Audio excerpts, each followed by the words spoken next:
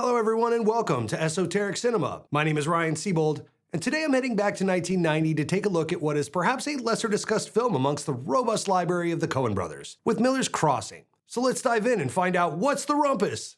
The film takes place during the Prohibition-era, as many great gangster noir films do, and throws us in the middle of competing crime factions, namely the Italians, led by Johnny Caspar, and the Irish, who currently run the town led by Leo O'Bannon.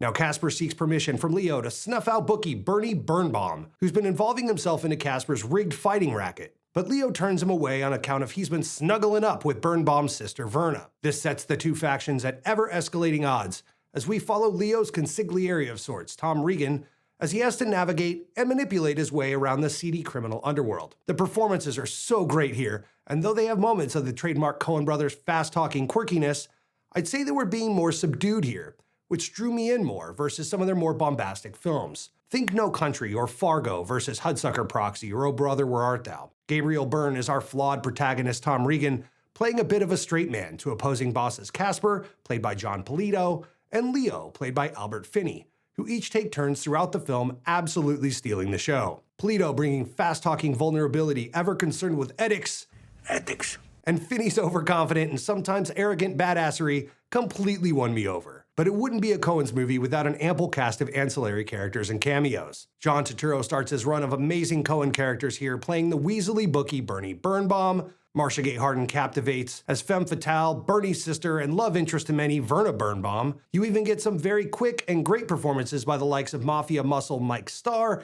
and a fast-talking Steve Buscemi, and even a cameo by the Coens' longtime pal from way back, Sam Raimi. Also worth mentioning that Finney took this role just a few days prior to the start of production, with the original actor the part was written for, Trey Wilson, sadly passing away. With little to no preparation, Finney stepped into this role and gave us some iconic gangster movie history in all of his characters' robe-wearing, cigar-chomping, Tommy gun-wielding glory. Now, the Coens obviously have a love for certain genres and stories they pull from for inspiration, but they always seem to find a way to run them through their own filter to create something uniquely theirs. Tarantino may be the only other filmmaker I could think of that can do this quite as well. Miller's Crossing is the Coens' third film following Blood Simple and Raising Arizona, and their first of many films diving deep into the noir genre. More specifically, Miller's Crossing takes up the author Dashiell Hammett's brand of noir, with his novels The Glass Key and Red Harvest serving as the basis for this story, the latter having previously been adapted by Kurosawa for his film Yojimbo. Now this differs from, say, a Raymond Chandler version of noir,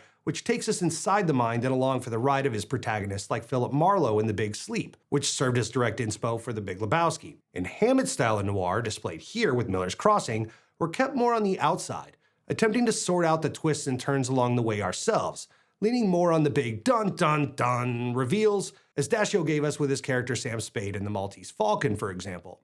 I love both styles, and it sure was fun educating myself in what the exact differences in style were in researching this episode.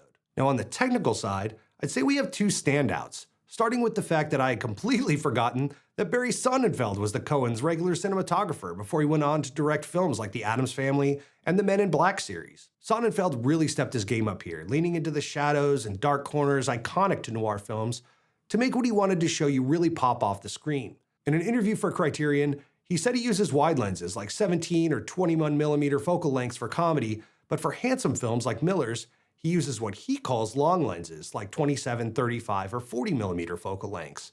And I thought this was interesting, as modern films love to obfuscate the backgrounds using much longer lenses, which give you that blurry effect called bokeh, but it's cool to remember that the old school guys would lean heavily on a wider lens to let you take in more of the sets and scenery. As an example, Godfather DP Gordon Willis used the 40mm lens so exclusively that it was given the nickname the Gordy 40. This was Sonnenfeld's last outing with the Coens and was replaced on their next film Barton Fink with their next longtime DP Roger Deakins, and history was made. Lastly, I couldn't leave this review without talking about the score from composer Carter Burwell. From the opening titles, he really lets you know the Coens are cooking up something far different than his turn with banjos and yodels that he used for Raising Arizona. Instead, he subs in swelling themes, boasting Irish culture, even bringing in renowned Irish tenor Frank Patterson to re-record his classic performance of Oh Danny Boy, to be used diegetically in what is perhaps the most famous scene of the film. Carter Burwell came out of the New York punk rock scene of the early 1980s, and was roped into film composing for the Coens' first film, Blood Simple. He's gone on to handle the music for all of the Coen Brothers films except two, Oh Brother, Where Art Thou? And Inside Llewyn Davis, which were both handled by producer T-Bone Burnett.